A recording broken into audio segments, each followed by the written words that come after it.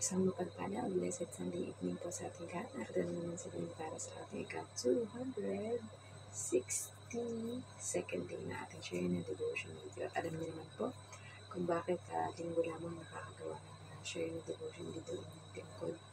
Dahil sa kadahilanan, so para tayong naging abala at dagdag pa na mayroong pinagdadaanan ng alaga ng aso dahil siya ay nagtatai at nagsusuka. Pero awa naman ni Lord, kaya matapos ang mga ulang sa tulog at puyat din, praying for his healing para siya ay tuluyan ng gumaling at hindi na tayo madagdagan pa ng ikakadagdag na takot. Ayan. And praying para sa mga examination ng ating mga anak bukas, ayun, Monday, ang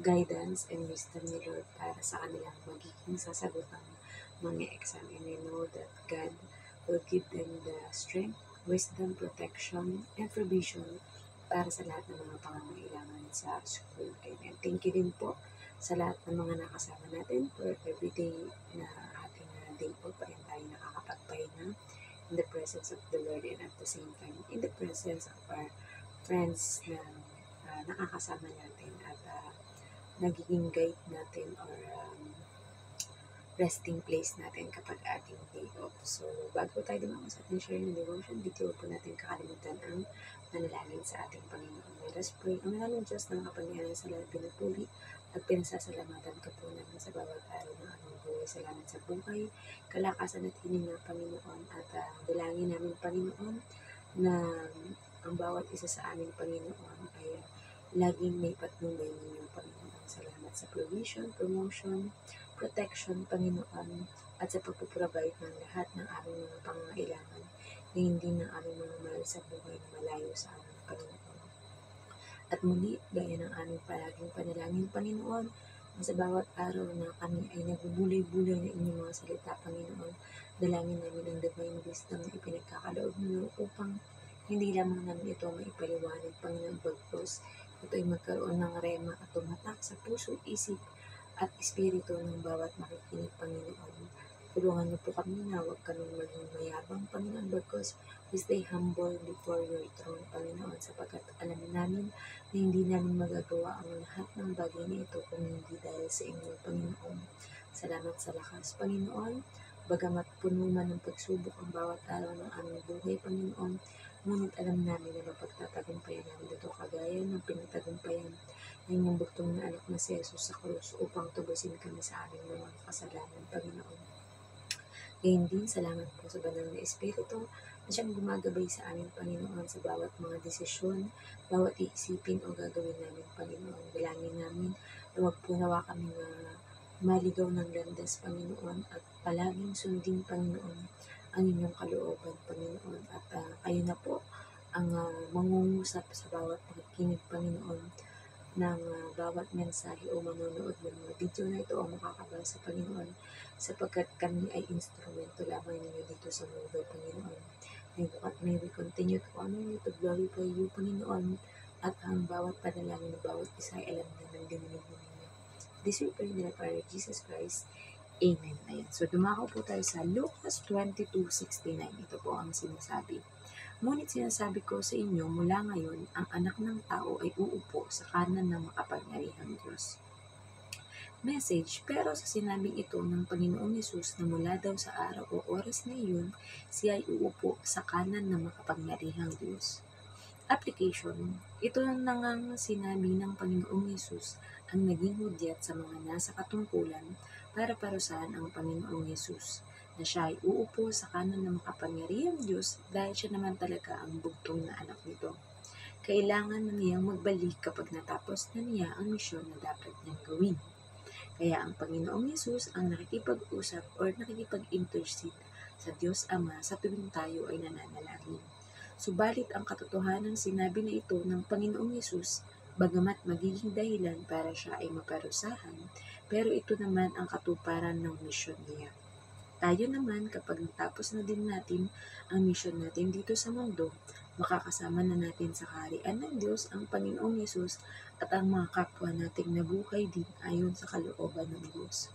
Kung dito sa mundo ay puno man ng paghihirap, lahat ng ito ay masasabi nating sulit pag sa langit tayo napunta. So, purihin ang pagkabasa ng mabuting balita ng ating Panginoon, di ba? So, we know naman na after our Lord Jesus Christ has fulfilled His mission, kung bakit siya ipinadala ng Diyos Ama or ng ating Abba Father dito sa mundo ay upang tubusin tayo sa ating mga kasalanan. And we know that is sitting in the right hand of the Lord God, na kung saan siya yung nag-i-intercede para sa atin. Di ba? Kaya minsan magtataka o magugulat ka na, bakit itong panalangin ko na ito ay naging answered prayer, di ba?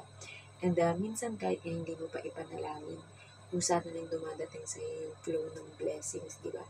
In paraan na hindi mo ini-expect.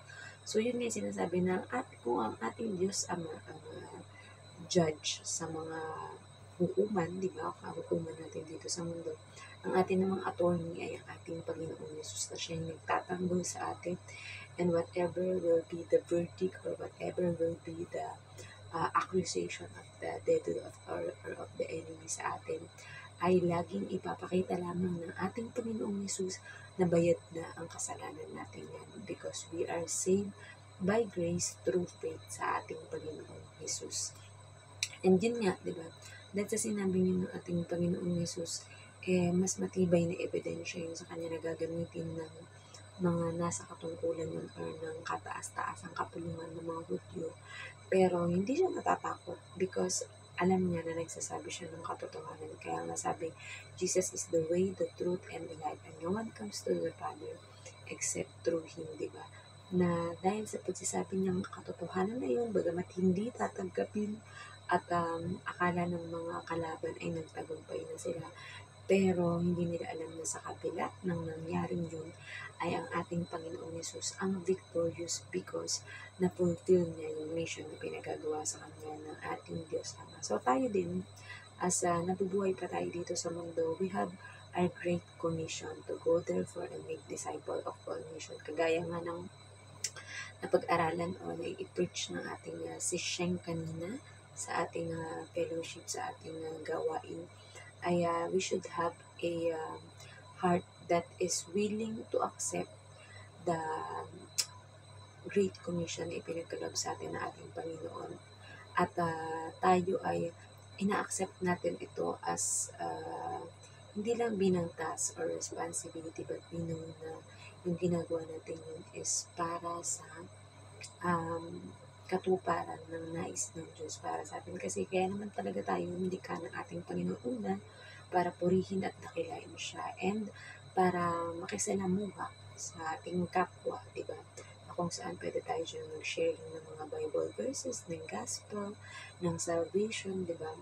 Ng, para lalong higit sa mga naliligaw ng landas na minsan iniisip mo na bakit parang hindi nagbubunga yung ginagawa ko ng pag-share ng word of God, bakit parang hindi nagbubunga kahit may mga ini-invite ako sa church or sa gawain ni Lord, di ba? Na parang hindi sila bumabalik, hindi sila uma-attend, di ba? Pero sabi nga, God is working in a different way or in a mysterious way na hindi natin alam, di ba?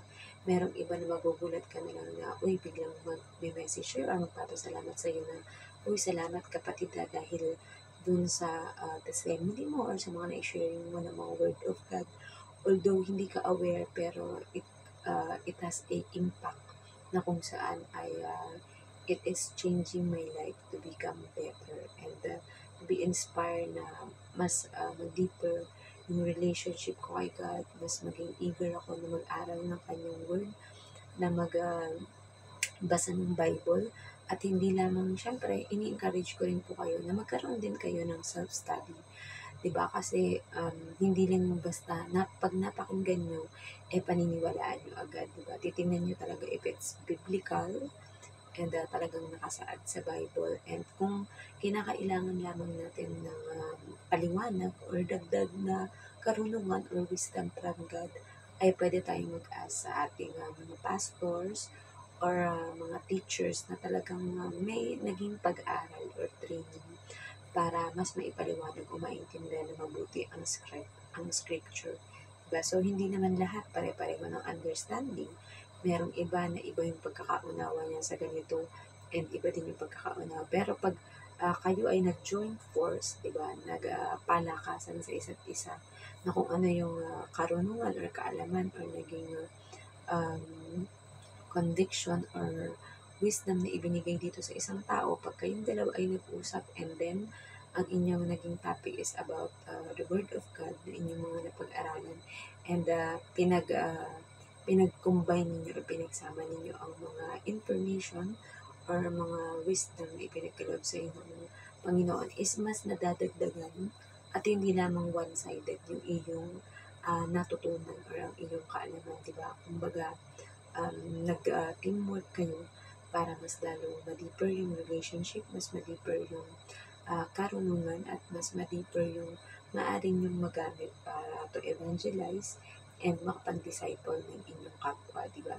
And alam naman natin na was that we fulfill our Great Commission here in this world, at marinig natin ang ating Diyos Ama na sasabihin sa atin, once we leave this world, that well done, good and faithful servant.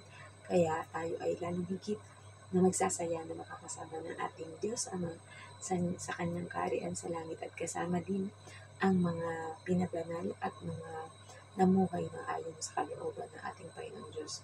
Para sa akin, yan yung pinaka-greatest na fulfillment or kaligayahan na makakamit ng isang tao.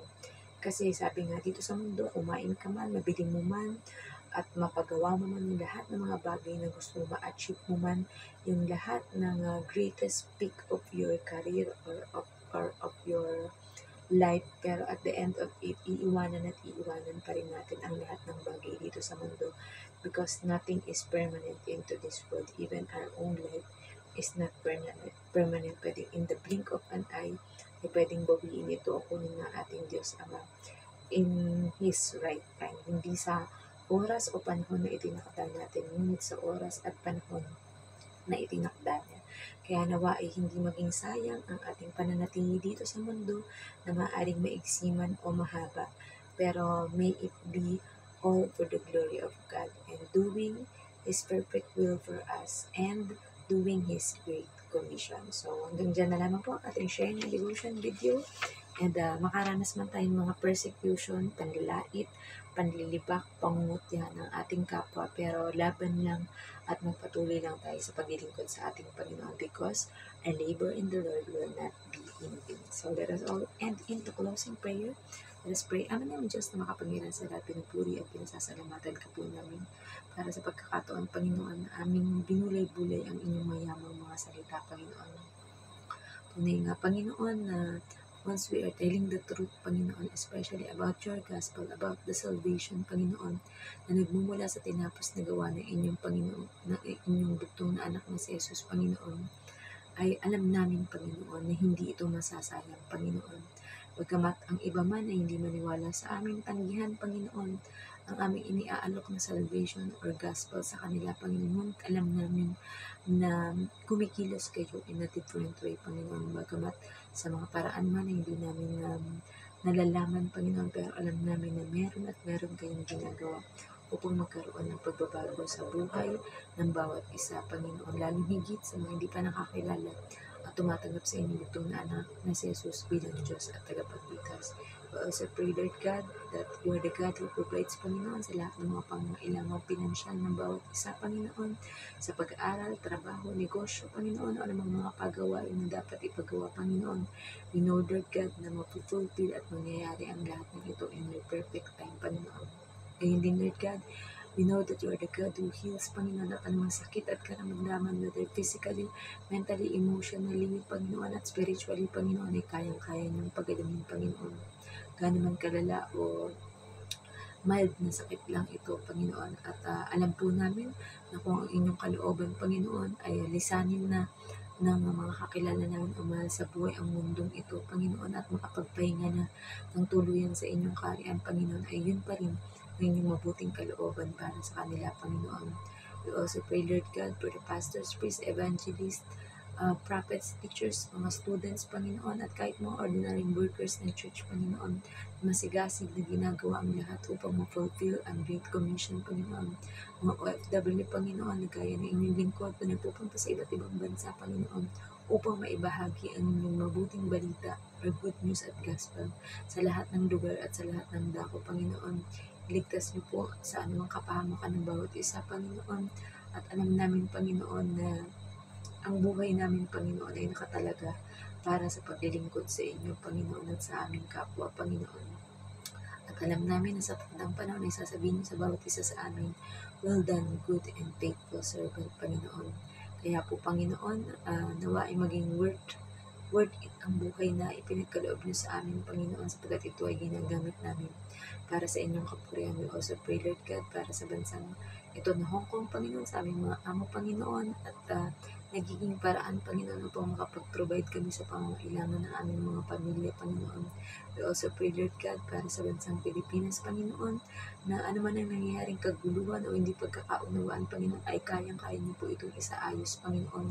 We pray for the leaders, Panginoon, ng aming bansa, Panginoon, mula sa pinakamataas hanggang sa pinakamababa, Panginoon, pati ang mga mamamayan ng Pilipinas, Panginoon, ay magkakaisa para sa economic growth, Panginoon. At alam namin na ang Pilipinas, Panginoon, ay pinili ninyo, Panginoon, hindi lamang bilang tawagin ito na the only Christian nation, Panginoon, but we know, Lord God, na ang bawat Pilipino ay gagamitin ng Panginoon upang maabot ang lahat ng lugar at lahat ng dako sa mundo, Panginoon, upang manalig at sumampalataya sa inyo, Panginoon. Also pray, Lord God, para sa Israel, Panginoon, yung chosen nation, ang mga Hudyo, Panginoon, alam namin magbabalik loob at kikilala at tatanggap sa inyo, Panginoon, bilang Diyos at tagapagligtas ng kanilang buhay, Panginoon.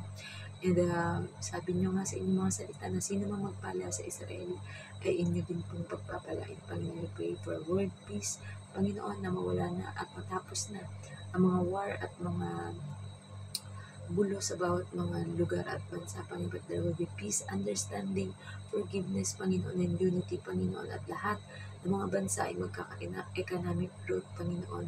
Pagpapalain niyo ang lahat ng mga tao sa bawat bansa, Panginoon, nakikilala at tatanggap sa inyo, Panginoon.